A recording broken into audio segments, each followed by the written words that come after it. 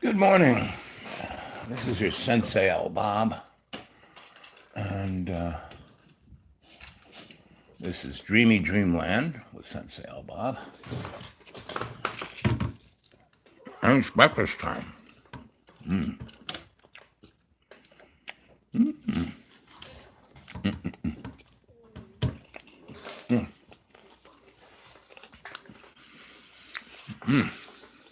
So, it's the day after. Good morning. So, Rhonda, how do you gauge friendship and love? Is there anything different?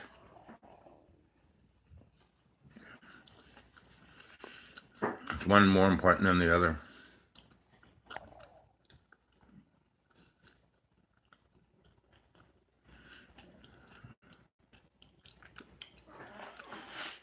So, I've been staying since October up here at the school,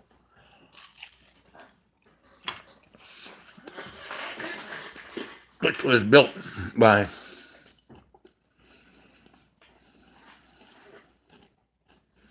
They're both love. Exactly. And that's kind of what I was talking about last night about polyamorous and platonic love. Um, Love actually has nothing to do with coitus, with sex, with intercourse,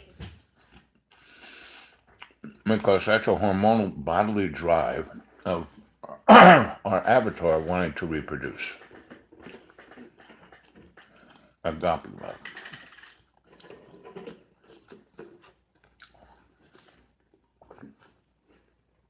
And one of the things also about love is that it's unconditional, that you don't try and own it, you don't try and control it. And when we fear the loss of love, that word fear is the thing that totally negates love completely. Right? And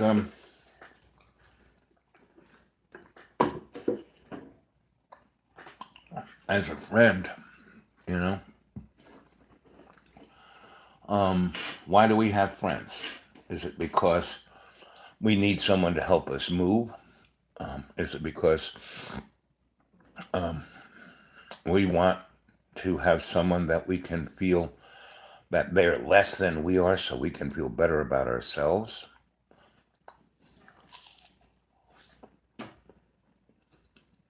Can it be someone that we take stuff from and we don't have to give it back?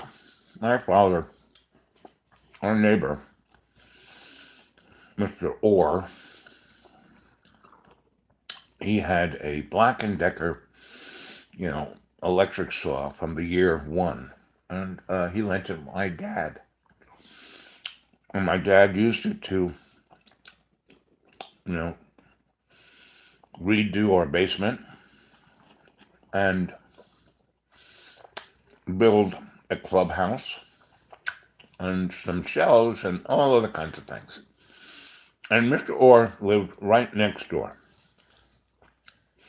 And over the years, Mr. Orr would say, "Hey, Ray, you're done with my saw. I have a project I want to work on." And I said, "Oh, no, not quite."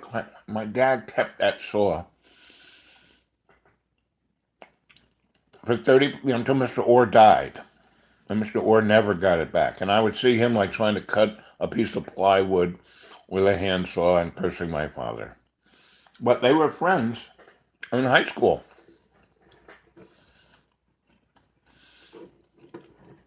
And that's what my father did a great deal with his friends. And then he would be generous, but it was like a transactional thing. Oh, I'm giving you this, so you got to do this for me. So Is that friendship? Is that even friendship? And where did that idea come from? You know, that,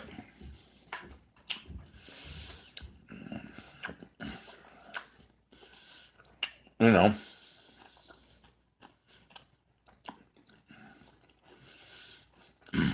a friend of mine asked me, what do you do with your whole day? And I said, well, I spend most of my day helping other people. Why do we do that? You know, that's not a job, you know. Well, in my age, and in fact, my body is has its limitations. Right? We all have our limitations. So, and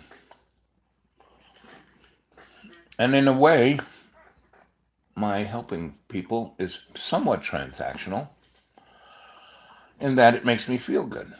You know, when someone is not feeling good, and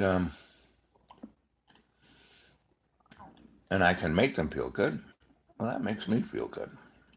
One of the problems, though, is that I don't have control, and I'm awake enough to know that I don't have control. So when I have a friend who, you know, has mood swings, and I can't do anything about it because there's certain environmental things. My friend eats certain things or drinks things like coffee. They really, really have a problem. You know?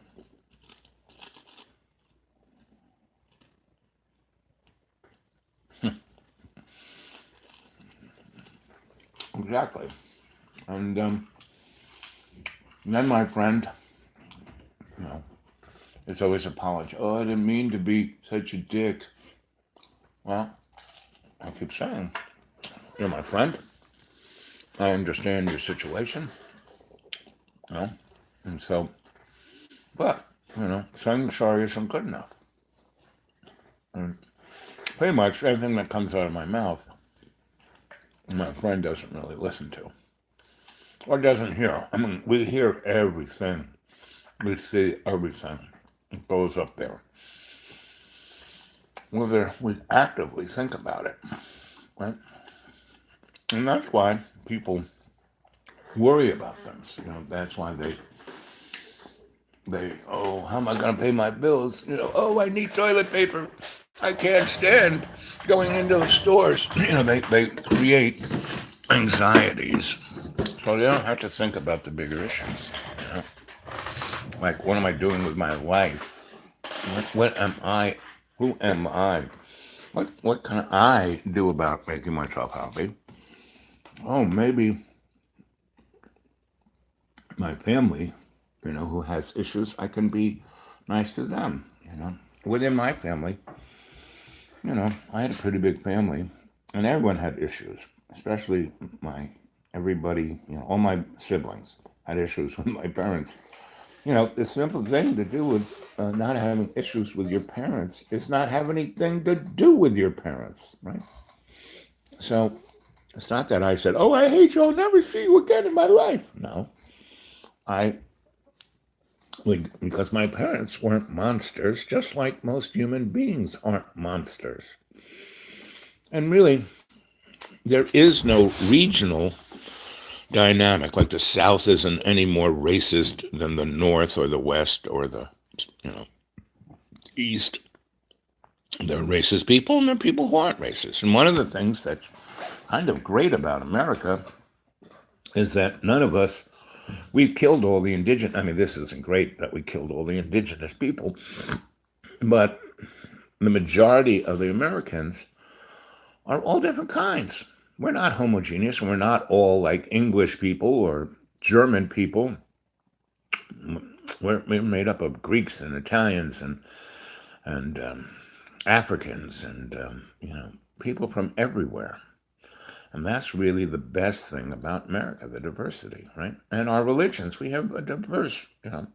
In this little city of Roanoke, We have two Sikh temples. The guys who wear turbans who aren't Muslims. And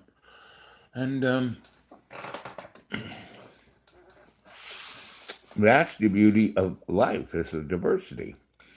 And to be scared of it, to shut yourself away from it, to hide in your house, you're basically not living.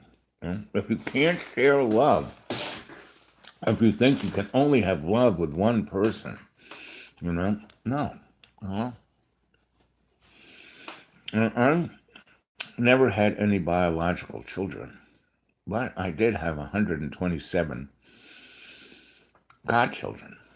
I mean, kids that, I was doing a housing authority. I always, for like 30, 40 years, I lived in neighborhoods that were like war zones. Some of them were war zones. And so I never lived in the Betty Crocker, Good Housekeeping, Vogue magazine kind of house, the $1 million California. No, sorry. I live in cardboard box, abandoned buildings. And, sometimes, like this coat, I haven't washed it because it's cold down here. And it's the only coat that keeps me warm. And so unless it gets to be 50 outside and at least 40 inside, I don't really wash my clothes. They don't smell. When they get too crusty, and the same with my body, because of what I eat and basically the homeostasis in my body that is created by my meditation, you know, your body almost, you never have to, I like taking a shower, I like washing. But where I live, a person who owns this house is, I have to be real, if I am in there taking a shower, he starts getting really upset that I'm naked in the shower. And that's not really his fault. There are issues that have occurred. We all have experiences that make us who we are, right? And the question is whether we're going to allow those circumstances to rule our life or whether we're going to step up into our understanding of love's co-creation and our free will. And we were given a free will to exercise it and not to exercise it in ways that infringe on others. That isn't why we were given free will. We weren't given free will to be mean, cruel, harsh, and violent to other people. That's not why we're here. We were given free will to learn, and that's why there's a cost to things, and sometimes that cost doesn't, immediately happen. And, I spent 10 years working in the corporate world being a hedonist. And because, I was getting old and I was getting creaky. And I thought I was just going to, okay, I'll eat as much as I can and blow up like Mr. Creosote in Monty Python's Meaning to Life, right? That's a good way to go out. And I had loads of, pain situations and work. I mean, they paid me really well. But I moved around a lot and I met a lot of people. And I pretty much stayed in 5-star hotels that would allow my dogs to be with me because, it was part of my gig. Now that people have service dogs and emotional dogs, and, I had that just by, I didn't go through the process of getting a little collar for them. No, we walked in the room. When the three of us would walk in the room, we'd be like gangsta, and no one said anything about it, So, and in that, doing that, it enabled me to do my work, to get people to agree, because it broke their preconceived notions in a way that they could then see how they got stuck. And I would have to do these negotiations relatively quickly, meaning I was the last ditch. Uh, well, we tried everything else. Let's, what do we got to lose for this guy? So, and then we can blame him if it doesn't work. It's his fault, right? And, that was part of my business model. Okay, if I can't succeed, you can blame me, but you're still going to pay me pretty good for that. So, and I'm still going to have a good time, and I'm still going to, enjoy my life. And, being almost 500 pounds is I mean, it's like hard to breathe, hard to walk, hard to do anything. And I didn't get myself a wheelchair. I kind of walked around. And again, I did that with my intent, right? And then my body, wouldn't die. I caved into a plate of spaghetti and ended up in an emergency room where they were about to do bypass, quadruple botch. I said, no, no, no, you're not cracking me open and you're not cutting my legs off. No, it's not going to do it. And luckily, had the lawyer who I was working for right next to me, and he was like the Johnny Cochran of that state. Everyone knew this guy is like a pit bull. I said, if you touch me, this guy's going to sue you and own your family till the day they die. So, they let me go. And he had enough connections within the alternative healing community that, I eked my way back. I got myself out of that situation. I came back to the school. I got snowed in for 6 weeks, and all I had was oatmeal and onions, and I had a very small bag of those. And, luckily the electricity didn't go out. So I basically survived that. And by those 6 weeks, I lost about 50 pounds, right? And it changed my metabolism. I no more wanted to live in a bathtub of chocolate mousse. I didn't eat a whole to die for chocolate cake, And if I went out, I would just have a meal, and then I would only eat about a third of it and take the rest with me. Son, for his anxiety, these are you act this way. Good to know what your triggers are, but these are never reasons to behave badly, right? And again, if you can tell your son, when he's young and he gets it in his head, but if someone has never told someone this, they just, you know, allow them to act that way, allow them, to, what's the word, enable them because it's easier. People let things go, people enable people because again, it's a transactional situation. It's easier for them to just let that, um, you know, so they don't have to bother. Parents who just, basically, people get divorced and people move away with the kids, leaving one spouse, one parent without the children. And I had a friend of mine who was a musician, right? And yeah, he did pretty well. He wasn't like the Rolling Stones or the Beatles, but he did comfortably well. His records comfortably sold. His shows comfortably made him a living. He liked doing it, and one of the reasons he got divorced was he'd be out there, and all those ladies would throw themselves at himself. And after a number of years, his wife got tired of that, and she, left and not only moved to another part of the country, she went to another country, right? She went to France, right? So, this guy was pretty much an American boy, and his shows were in America, but he had some European shows. And he would make sure when he was, booking his shows that he would have a couple of shows a year in Europe. And when he got there, he would, they would have his RV that he would, go to shows and they'd stay in that.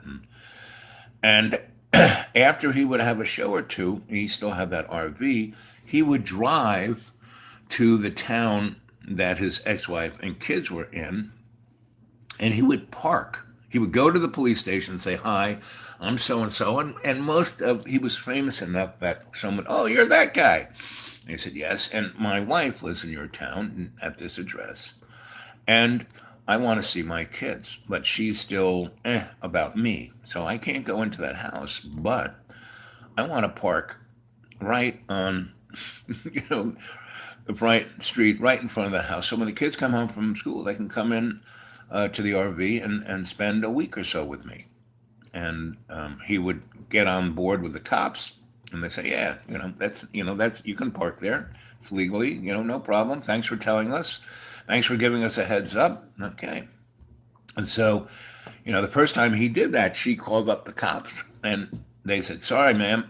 He's come to see us. There's nothing illegal he's doing, and in actuality, he showed us your divorce decree, and it says that he can see you're actually kind of breaking the law by leaving the country and taking those kids away from him. So he's doing a righteous thing. So no, we're not going to arrest him. No, we're not going to come by. No, we're not going to say anything.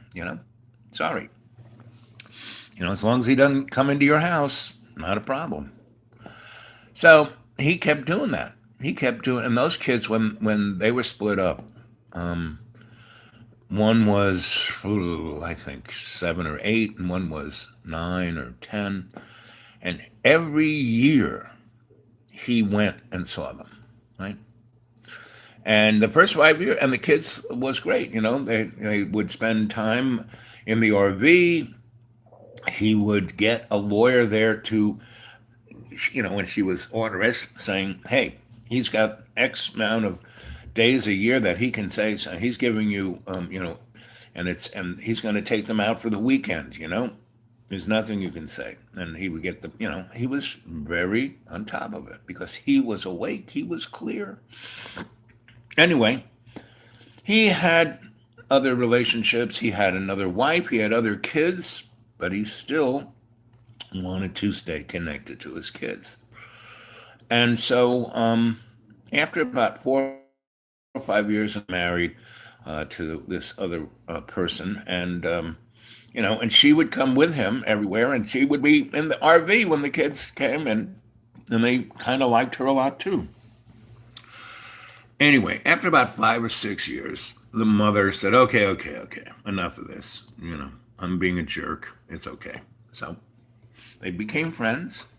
They never became lovers again, or, "Oh, she's the only person I could be with." No, he moved on. He had another life, another wife, other kids.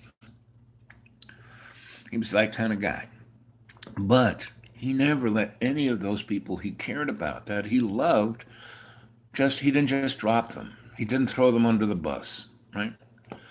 And so he brought a cohesion to each of those families, which, after he died, remember at his funeral, all 3 wives were there, all sets of kids were there, and they only had the best of things to say about him. They made jokes about how, a little sloppy he was, about how, he was a little unorthodox.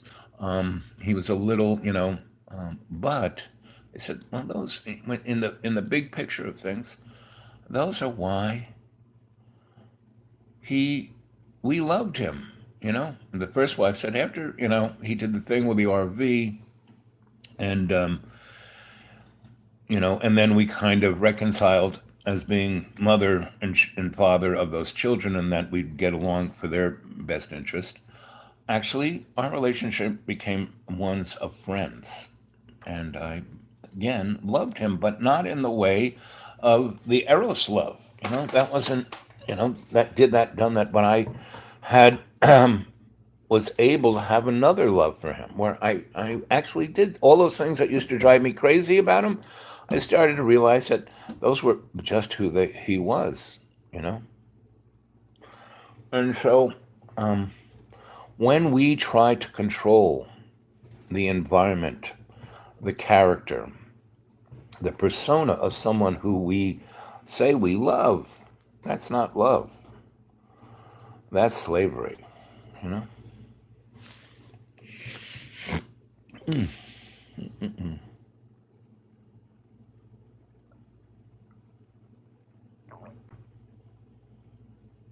Yes, if we don't learn, police will teach us, you know, that's a whole another point of view, It's a, a structure of control. And now those guys really are into control. And I feel sorry. Police have it worse. When I was getting my, degree in psychology, my, master's MSW, I, from the get go, went down to the office. Hey, is there any place I can volunteer or I can be an apprentice, or is there a job, in a school, a hospital?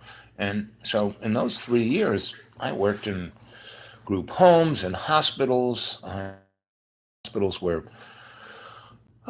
see, I worked in this one hospital, in this one ward that nobody wanted to work in. And everybody was autistic and had Asperger's and had, you know, things like that drugs don't really can affect.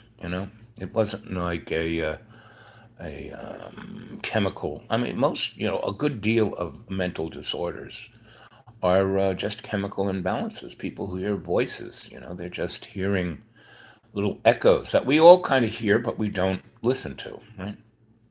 And they do. They can't shut them up, you know.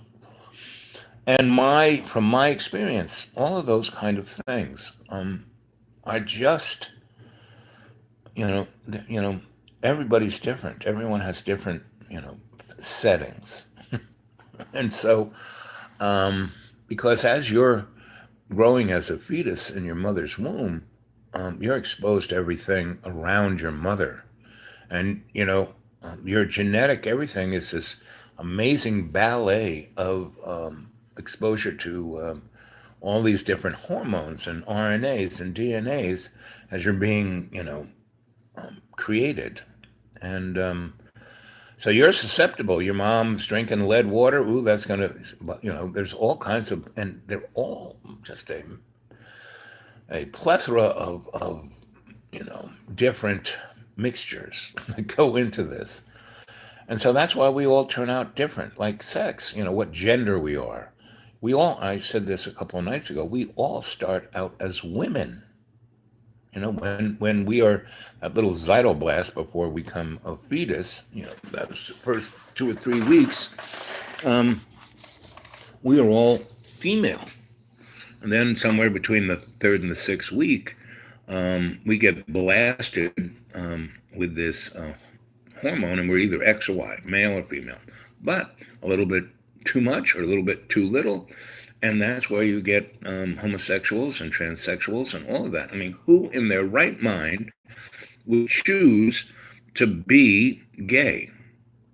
Or you're not going to change. You're not going to like go to, remember someone said, oh, can you make my son? I said, no. No. And I had a girlfriend who's a shrink, and she focused on sexual abnormalities. Well, she thought they were abnormalities. Me, I was just like going, and at that time I was being more the artist, right? So I was doing all this arty stuff, which she loved to be part of. I mean, that's what brought her out of her shell. And so I used to have this thing called beer school, which was just, my Friday night things. But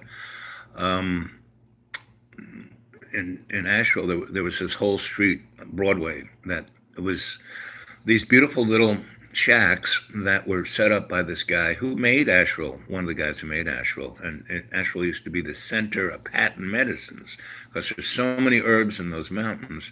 There's more cures to cancer in the Blue Ridge Mountains than anywhere else. Anyway, so they wanted to the road that went from 26 into town on that, this one route was basically his driveway. It was just a skinny little road, and they wanted to turn it into a 4-lane kind of feeder road. And they bulldozed, and along there's French Broad, it's a big river, but there are all these little rivers and streams that went through Asheville. And he had planted herbs that grew by the sides of streams and had different dynamics for them. Anyway, so there were all these little cabins and houses, and one of these buildings had been, like his general store. So there was a really beautiful apartment up top that was so southern because it had a balcony that went all the way around. Every room went out to this balcony, and the roof went over the balcony. It was like being in New Orleans. And then the ground floor, which was the store, was a big open space, like a store. And in the basement, it was two levels basement because it was in a hill. And the bottom part was in the stream because he used the fluid for the stream for refrigeration. So no one took care of that building for a good 40 years. So all of that moisture was rotting the bottom two floors and kind of encroaching onto the ground floor, but not really messing with the top floor. And so what we did was, we, you know, got the drainage much better so the water wasn't in there. We took care of whatever really funked out pieces, got rid of that, and got a lot of air in there. And we opened up the ground floor as, we did poetry slams and theater and art shows and stuff like that there. But the upstairs was kind of, we turned it into living. And there were about six beautiful little rooms that were, like little apartments. And there was a kitchen and a very nice large sitting room with a very nice fireplace. And all of the rooms had little wood stoves. I mean, they were actually coal stove, but we made them into wood stoves. And I had a nice apartment. I moved in there when you could get a really nice apartment, 3 bedroom, 2 bathroom, big kitchen, big living room, for $100. And I got that apartment. It was a beautiful neighborhood. It was right near the Grove Park Inn, and all my neighbors were old ladies who were quiet. Some of them were a little nosy, but it was beautiful. And it had a garage with 2 parking spots, so it was the bomb for $100. And heat was included. I only had to pay the electric bill, you know. So you couldn't beat this place. So when I rented, I said, I like this. I want to live here. These ladies, how long they lived here forever. I said, can I have that kind of lease?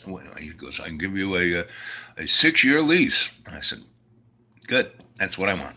So I had this amazing apartment that I turned into a nightclub, and or like not off the street, but my friends would come and we'd have fun times. But this place, all the interesting people who kind of cruise through Asheville, like those pictures of those punks, if they needed a place and they were ready to work and clean and do, and they were artists and they wanted to create the alternative aesthetic, because that's kind of, I've been working on that forever.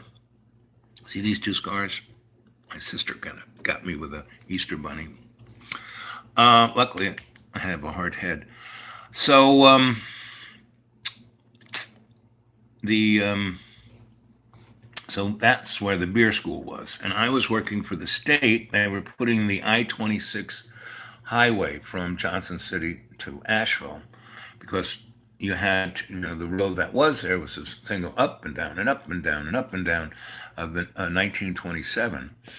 And there was more and more traffic was going up and down that road, trucks, big tractor trailers, and those big tractor trailers can't, and so they had some really nasty accidents. And so they said, okay, we're going to build this highway. And but they had been planning to build that highway forever, but they didn't do it because it went through Madison County. And Madison County they called Bloody Madison, and that's where the center of illegal liquor was, and the center of illegal bud was. And those guys, big business, they were like, you know, OGs, and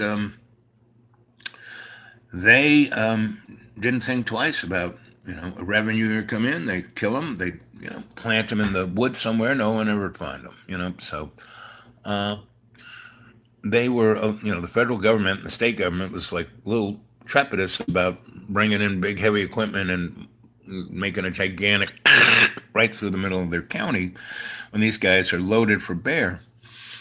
They didn't want it to be like Avatar when the Navi were like shooting the tires out of the big trucks. Anyway, so someone hears about my negotiating talents and my talents at being a psychosocial cultural forensic anthropologist. So they go, well, we need somebody to go up there and, you know, talk to them, you know, who isn't one of us, so they won't kill you.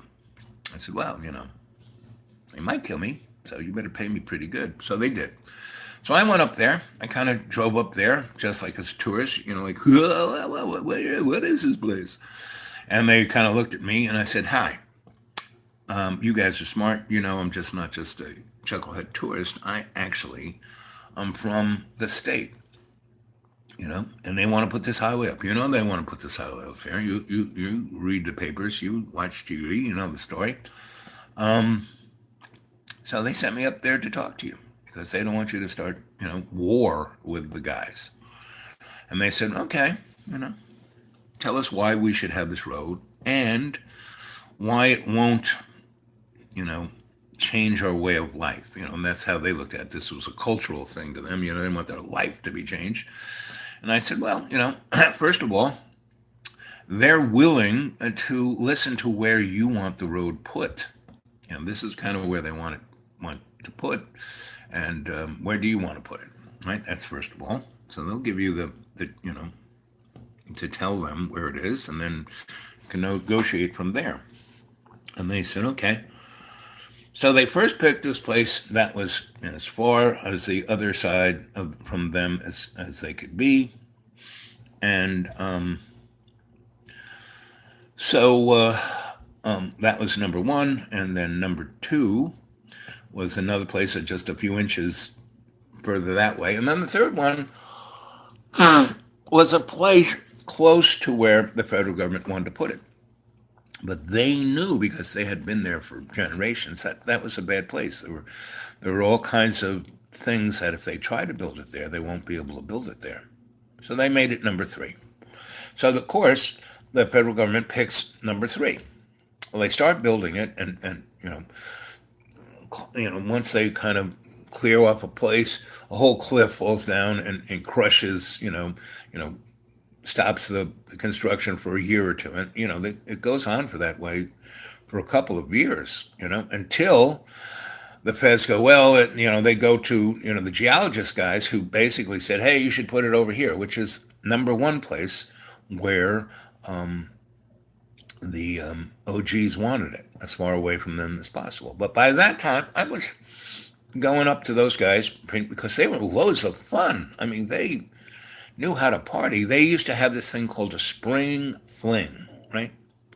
Where all of those rich OGs, and they were saying that they were farmers, right? So they had farms and they had cows and ducks and chickens and grew stuff. And they basically, the thing was they would build these trebuchets. That's like, an 11th century artillery device. It's a big sling. And that's why it's called a spring fling. And they'd all buy the biggest and most expensive Massey Ferguson tractor, right? And they would throw it, and whoever could throw the tractor furthest. Hey, John, how you doing? What's going on? I'm going out to use the bathroom. Good idea. And they would throw these tractors. However, and so to get into the spring fling, not only did you have to buy like $100,000 Mercy Ferguson tractor, but you had to throw in 50 grand in cash into the pot. So there'd be 5, 10 of these OGs. So that's a nice chunk of change. And whoever threw the tractor the furthest won. That was it. But it was a gigantic. They had this farm that was only about. It was like the spring fling farm, and they would get, like, the first year I went to it. Oh, you got to come to this. Oh, this is a great party. So I said, sure. And they had camping areas, and they had cabins, and I got a nice. You want a cabin? I said, no, I'll camp. I'm still young enough to camp. And these are really nice camping sites. I mean, they had bathrooms and showers and washers and dryers and electricity and water to your tent. I mean, it was Cadillac camping. That's where I got the real notion of Cadillac camping. And and they had the Almond Brothers as their band. And so, Yeah. yeah. Where are you filming? Oh, I'm talking about love. It's the day after, and friendship. I'm talking about friendship and what Okay. friendship is. Hi. And like you are my friend. You're one of my Yeah. better friends. And I care about you. So did you have a bunch of coffee today? No, not really. A little bit? Yeah, a little. Oh man. So you're doing a lot of cardio. Yeah, I have been for almost a month, and weight training. Yeah. Okay. Just do as much as I can. I want to show my butt or some game. Just doing as much as I possibly can. I had eggs.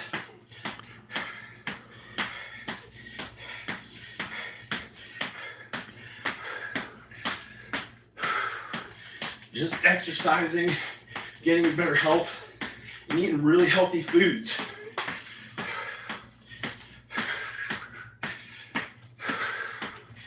Let's go out through us, boy. No, just push up. Hi. Hi.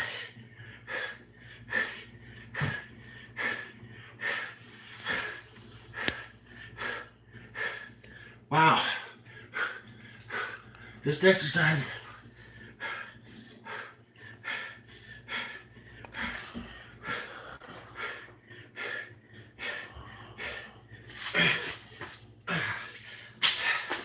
Hey. Hey, Okay. Wow. You're not really supposed to do push-ups on the ground. If you weigh enough, if you have enough upper body weight, it could potentially hurt you, but people do it anyway. It doesn't hurt as much unless you start doing it a ton.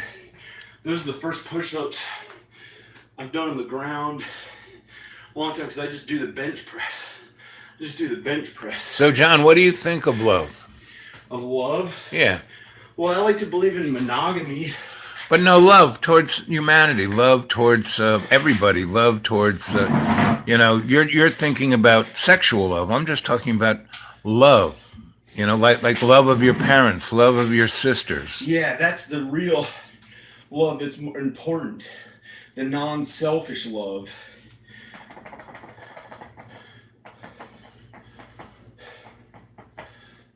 Non-selfish love. That's the best love.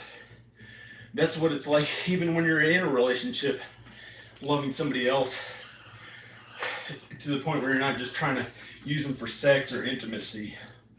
You're doing things that they like, doing things for them.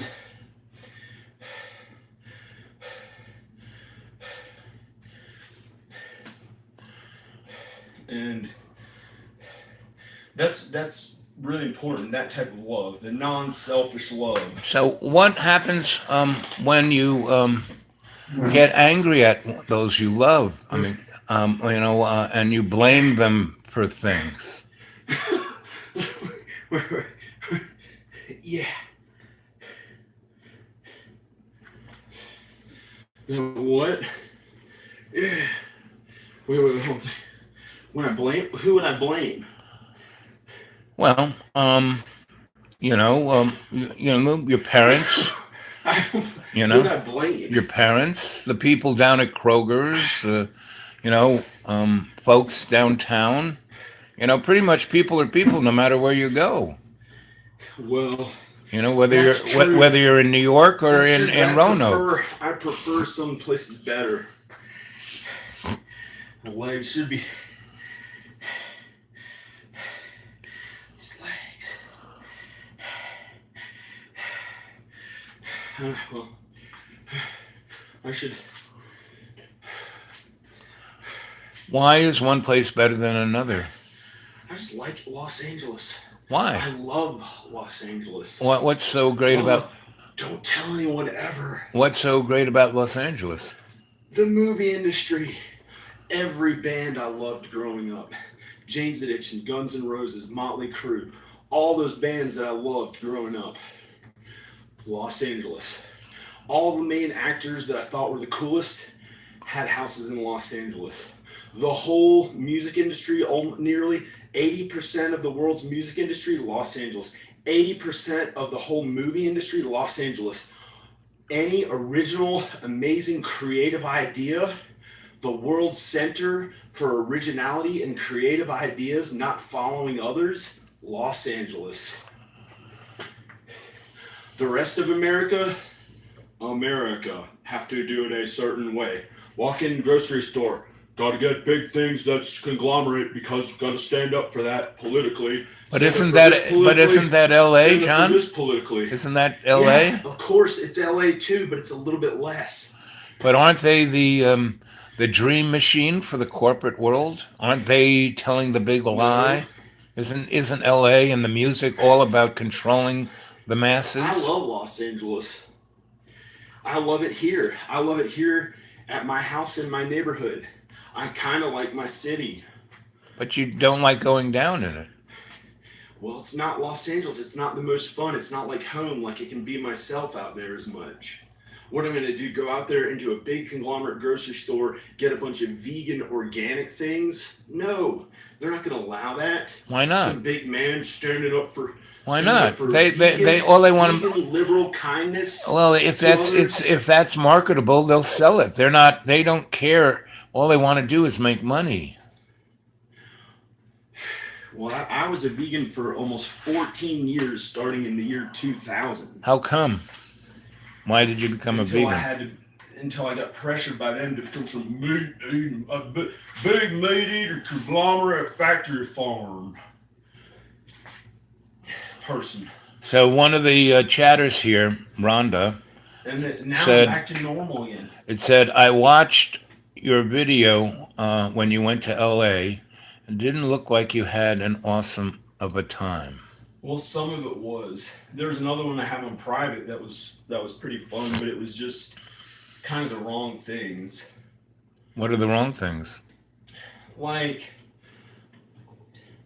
I felt like I was so sad I could die, but not from depression, just from the loneliness in my heart. I thought eventually it would give me some disease or something to kill me. I'd been out here alone so long. I thought I would die from sad, like an inner sadness. Yeah, but I'm here with you. I'm your friend. I'm the person you're you a can. Man. Yeah, but you know. At some point, that doesn't do it. I was used to having a woman that I could be there with every day, and if I felt bad or something, I could hug her. And I'd be there for her if she had any problems too. We're equal. We're equal. That's my whole thing with a woman. When I want to be with a woman is as an equal. Like, wherever we stand, we're equal. But you've had a few. I'm not into that dominance thing that some people do, even though maybe they're equals too, and they're into that. And some other, I'm not into anything other than being equals. But does it have to with me and the woman that I'm with? That the woman you're with, do they have to look a certain way? Do they have to look a certain way? Yeah, I mean, if they got chicken neck, is that a problem? Well, I'm kind of particular about my own looks. I did get heavy here recently, but not too bad. Like a few months ago. And all of 2018, I was on and off a little bit heavy for what I was used to. And I was a heavy kid growing up. I was the second fattest in all the classes. And I don't have anything against people who are obese at all, but I know the way that they can easily not be obese. It's easy. It's just by changing the types of foods they eat. Instead of having those high fructose corn syrup laden foods, whatever you semantically call it and being accurate for how you're speaking, high fructose corn syrup, none of that. No starch, very little carbs, and no added sugar. No added sugar, no processed food. Just have the real whole foods, lowercase whole foods, protein, fruits, and vegetables. Protein, just a real protein, like a lot of chicken breast. John. A lot of One of And there's a lot the of one of the tofu. chatters wants to ask It you: makes you feel full. is there a satanic pedophile element in the movie and music No, industry? nah, I think it's the same as in any big industry, moving, big money making industry. It's all about the same. You don't think because everyone's so focused on youth and how they look that it They're a little more focused on appearance in LA and looking younger. They're a little more focused on looking younger and appearance and stuff. That's that's with looks. It has to do with looks, the way things appear. They're a little more focused on that in general, but they're just nice. I love them. I get along because I'm like that too a little bit.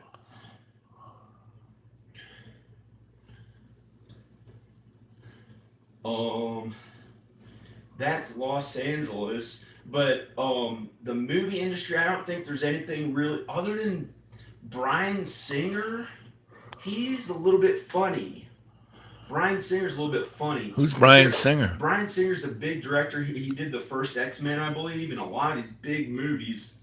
And he, well, like a lot of males sometimes can do that, like the way they like younger women, but he took it too far, and he was gay or is gay, and he liked boys that were like just underage. I think just underage, which a lot of gay men, if they're really getting powerful in nature and they're not being monogamous with somebody, or straight men, they might want somebody who's like really young, looking like a 21-year-old model or something like that, maybe even younger What looking, about the casting as long as couch? they're above puberty age. What about Above the puberty age. Some of them, casting some couch? people have problems with that. Some people like older, like MILF or whatever. Different people like different ages.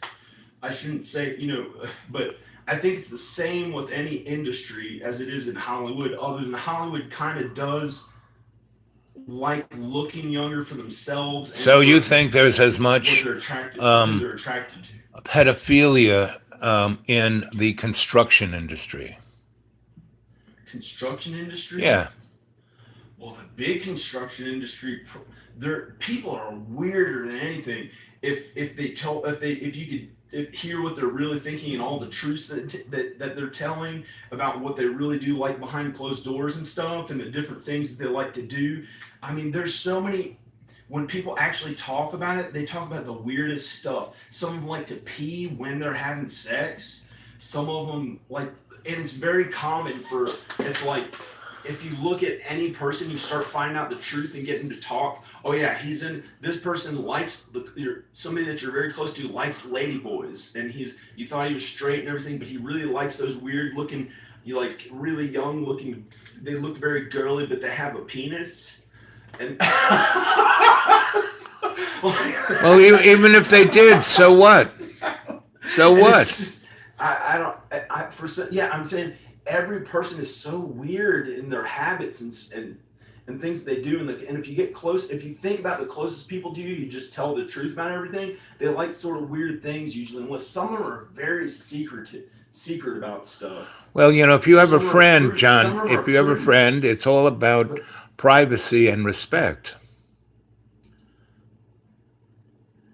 yeah, unless they start telling the truth about everything, or you figure out like what things that they do, their habits, like with their Yeah, but you don't have to. The deeper things in people. If you're their friend, you don't tell them. Tell other people about their deepest, darkest things. You don't give them private information. no, that's You like you can saying you which can friend talk likes which you can talk about thing. But yes. I have these very normal seeming friends growing up, Uh huh. or I still keep in touch with them, but not as much. Uh huh. And they're like the good old boys, or the good guys, or whatever you want to call them, just these regular guys I was friends with in high Uh school. huh. And they're the skateboarders, Uh huh. but popular. A lot of them popular. Some of Right. them didn't really skateboard that well. They could barely skateboard, but we just knew them anyway, Right. and we're good friends. And each one of them had different habits. Mm-hmm. And like the basketball team, I heard, I'm not sure if this is true or not, but somebody else said most of the whole basketball team smoked weed in high school. All the popular kids. So that was the '80s, right? No, not the 80s. What year was high school? That was the 90s. 90s. Well, kids in high school in the 90s smoked pot, you know? They still do, you know? You know, Why would it be the 80s? When I was in Oh, high school. Yeah, man. I was I'm just 50 years old. No. well, Keanu Reeves. Keanu Reeves. well, I'm not quite, you know, sure. I'm just thinking that was the 80s. Anyway, because I was in high school in Some the 60s. people are just, they're in their 50s and I think I'll be more like somebody like Keanu Reeves who's into my looks. I may here and there in the past I got heavier, but I found the secret to easily keeping the fat off. And I've only been doing it for just over 3 weeks, maybe just under 4 weeks. And I found the secret to doing it. All you do is eat protein, fruits, and vegetables. That's it. And you can have some fats. You can eat as much protein, fruits, and vegetables as you feel like. And you have so much more energy. You metabolize the caffeine better, so you don't get as much anxiety if you're working out more. And the way I finally discovered it was there are three people in my life that I saw them eating that same way. They have no carbs or very little carbs, and they have no added sugar. That's the main thing. They have no carbs and no added sugar. And there's 3 people I saw do that. One of them's my good friend from high school, and he's just kept it. As I was going up and down in weight the past 10 years, he kept it off. And he eats more meat than like vegan protein. I eat more vegan protein and meat, but all he gets all his calories from is meat, dairy, and he'll have some fruits and vegetables, but mostly just meat and dairy, and that fills people up. There's something about the protein where the way body fat is stored, and I'm studying to become a personal trainer right now. I don't know if I should say that, but I just figured out the key to it all. And you can't get heavy, because if you get really hungry and you're like down on yourself or something, having a low point, go right to the fruit. You can have as many of these as you want. Like you could have all these fruits and vegetables, or go right to the protein. Just eat as much chicken as you feel like. You can get the microwavable chicken if it's easier than cooking it, or you can just cook chicken and but that's just food. I mean, I just figured that out, and I've lost some weight. I'm down to I still have a kind of high body fat. I have about 22 point something percent body fat. I'm 22 point something percent body fat. So it's still a lot higher than I'd like it to be. Isn't that's not the most important Isn't thing. everyone's different, you know? I'm just doing it because I really want to pay the bills, and I want to do something that I enjoy, and that's something that I can work at relentlessly. The workouts, even if I was tired, I could do it, knowing that it's something that I enjoy enough. And I've been looking up all these success stories, these huge success stories. But the other thing is, if you have that covered, like Al, he figures he has that covered. He doesn't have to work at something. But money has always been kind of in the back of my mind. I work at things, John. It's just not a 9-to-5 job. Yeah, but you don't really worry about it as much. You just enjoy things more.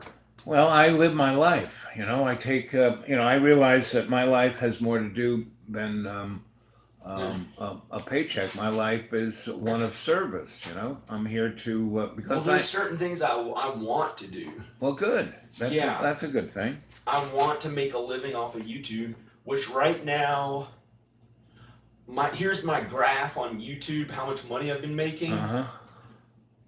I was making $300 a month for most of the whole month, and now it's up to here.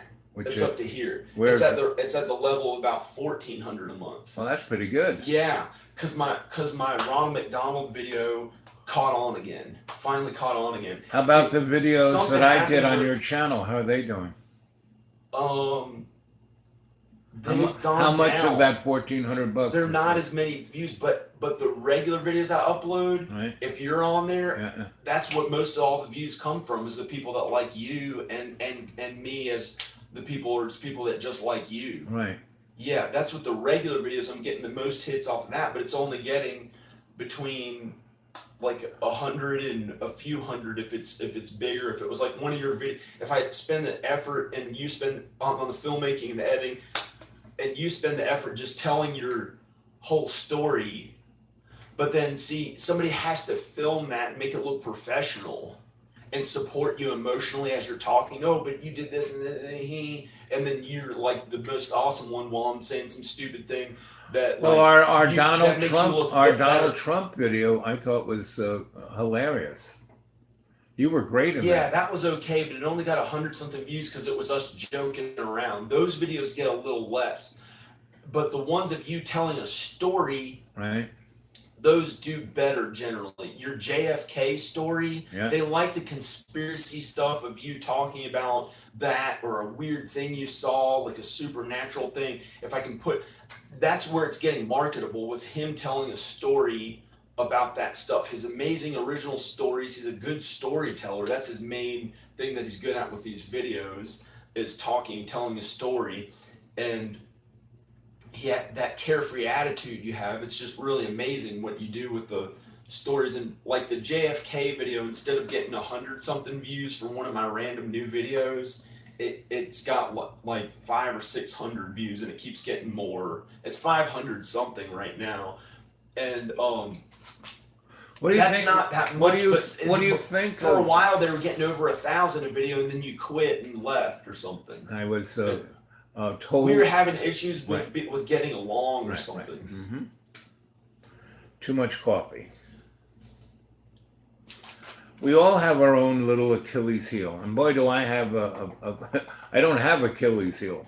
The bones in my foot, my left foot, have dissolved, No. so I don't have an Achilles heel. If you lose a bunch of weight and get really into fitness, then we can be more on the same level. That'll help us to bond more and be a better team if we're both into Well, I fitness. keep losing weight. You know, I keep losing weight. I'm It's just going slower. because I'm slower. What you did there with all the jumping, I could never do that. It would snap my foot right off my leg. No, if you're light enough. you'd No, have the John, energy. you don't understand. The Your 9 metabolic set point would be higher. John, the 9 bones. I'm not supposed to even have my legs. If you get lighter, you'll be able to do it. Right But now, but, you but weigh the 240 bones that connect my ankle to my if you foot weighed don't exist. 160, 170. No matter what I weigh, John. That'd be 70 pounds less. You'd feel. Oh no, I'm so much better. I'm a total green. So I want to get down to under 200 this summer. That's where I'm heading. And but buddy, If you quit carbs, like don't have them anymore. oh, It's a man-made. Usually they're man-made. Besides, like obviously potatoes and the whole carbs. right. But I don't eat. I'm not eating a potato. And Well, John, I cook most of our food, so I pretty much eat what you eat. no. Yeah. And I eat a lot less of it too, because a week ago Oh, you're making Tuesday, a comment. Now it's like you're making a comment on my body. It's like John, I'm not making a comment about your body. I'm making a comment about my body. well, I'm getting there. I'm literally right now 22.8% John, body fat. your body is your body. Whatever you It want to takes do, a you while want to to get do there. all that exercise and everything. That's fine. And I'm, trying to, I don't eat as much as I used to because I can't, because I don't have any teeth, which is a good, you want to know a good weight loss technique. Here's the secret. Get all of your teeth removed from your head and only gum your food. No. Yeah, that's it. That's the secret. No. That's the secret. Well, Have turn no the camera on teeth. yourself if Have you no want. teeth. That doesn't seem. I never even see your teeth other than you have a good row of teeth in the bottom. Well, I only have 4 teeth on the bottom. Well, I'm gonna get up. Okay. I don't feel like I'm gonna go. Okay, buddy. Good talking. Yeah. And you're looking Yeah. great, buddy. Oh yeah, well, it's just. You're sitting looking there, great. I wanted You're to looking great. exercise You're more. looking great. Wanna ex-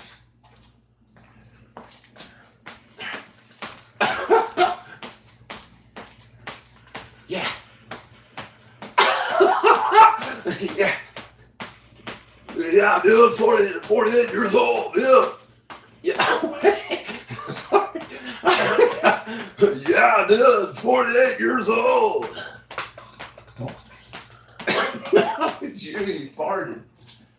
Yep, body function.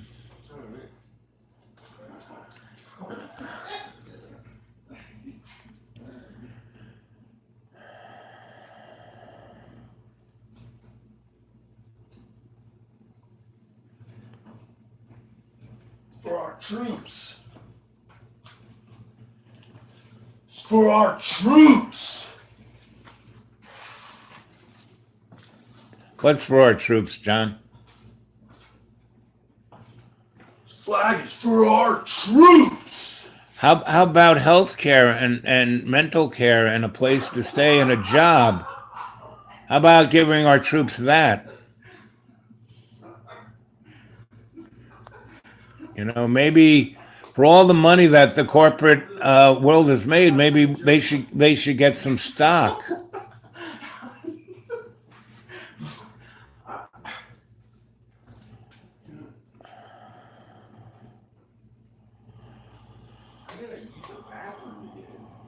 I'm going outside. It's nice weather. It's in the 50s. Oh, good. It's six. It might be 60s down the mountain. Yeah. Today it's in the early 60s or whatever. So, Twitchy, what are some tag words I should use to get more traffic? I mean, I wasn't until December that John told me the description bar and tag words. So, what are the kind of tag words I could use?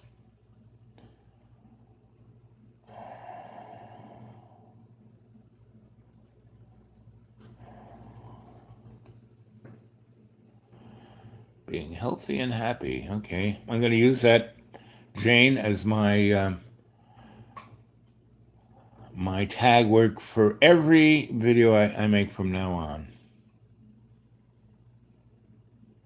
Yeah, losing wealth. You know, that's why I lose a pound or two a month. You know, and it's good enough for me. I mean, he's right. You know, man, if I was weighing 180 instead of 220, yeah, that'd be 40 pounds off my joints. And he's right, you know. But I can't do jumping jacks like that because my foot is not attached to my ankle. The bones in my... Oh, let's see if I can show them to you. Are you still filming? Yep. Are you turning it off? No, I'm just showing them my Well, foot. there are way more. See this right here? This is where my foot has collapsed. And the bones that connect my foot to my ankle don't exist anymore. If you lost 70 So pounds, so you'd be these so will never light. come back. These 9 little bones in here are never coming back. So this foot is just... You can strengthen everything with strength training. Well, you know, I this is true. I walk on my feet. I used to walk with a walker and have metal braces on my legs. You can get even better. And true, and I am getting better and better. Remember how I used to walk?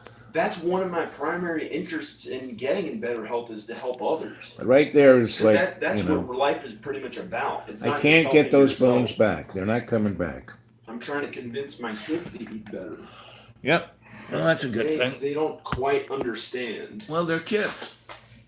They think They they'll live live in one of the forever, heaviest- and they're They live in one of the heaviest cities in America right now. So that's my issue, is trying to make sure they're okay. well, you know, if you were That's there my doing main jumping issue. jacks with them, they'd be better. Well, yeah, but then I'd have to be in some place where I don't feel comfortable at all. Yeah, but Sometimes. you'd be with your kids. But I'm comfortable. It's what I make of it. So I can be confident there, but it's not like home. It's not like here at this house. It's not like Los Angeles. It's okay there, and I've already been there 6 times in about a year. 6 times in about a year. So why don't they come here and visit? Well, she doesn't like to travel as much. She wouldn't even visit there for 4 years. That's why they eventually moved back to see the grandparents and everything for a while. But your boys are getting old Okay. enough where they But can if get that's on the too airplane. serious, you have your own things to worry about. Because see, that's the thing, is if you lose more weight than you even dreamed of, you don't have to eat that bread and stuff. You don't have to eat bread. You don't have to ever have added sugar. When you're that hungry, go to the protein and go to the fruits and vegetables. You can eat as much of it as you want. That's the thing, is not eating the carbs. 40 something percent of stored body fat is from carbs. Yeah. Yep.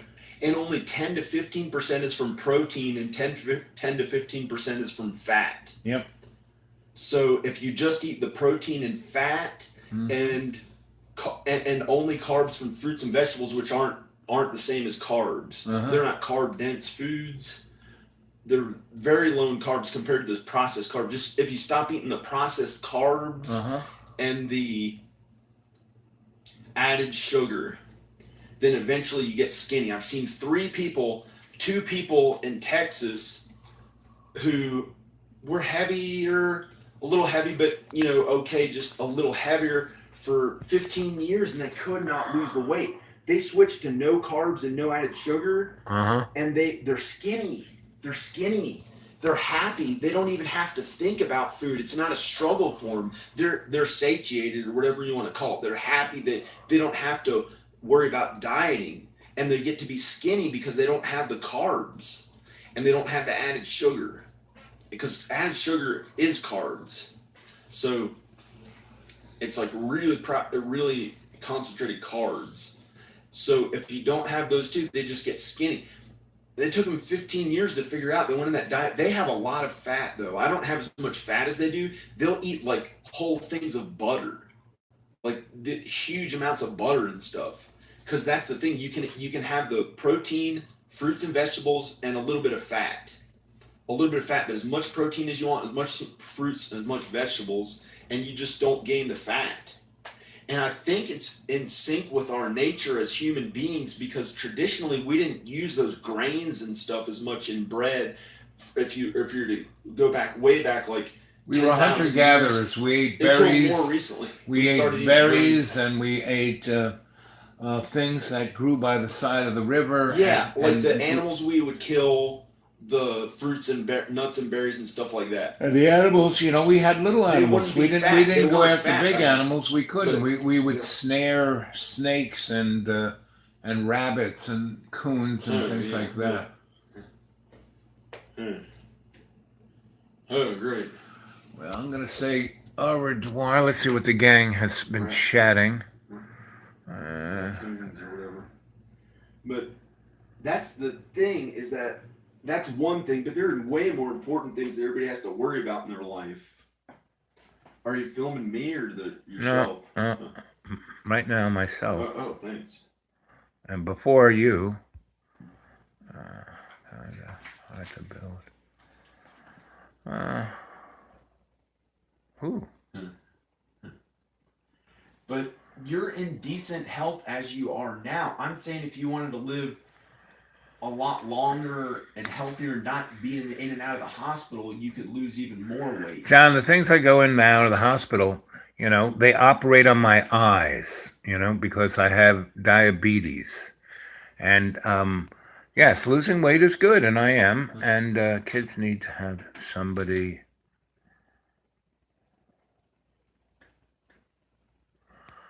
Yeah. Yeah, I visited there 6 times for my kids in about a year. It was very difficult. The last time I flew back, I was like blinking and So I'll see you guys at 7 p.m.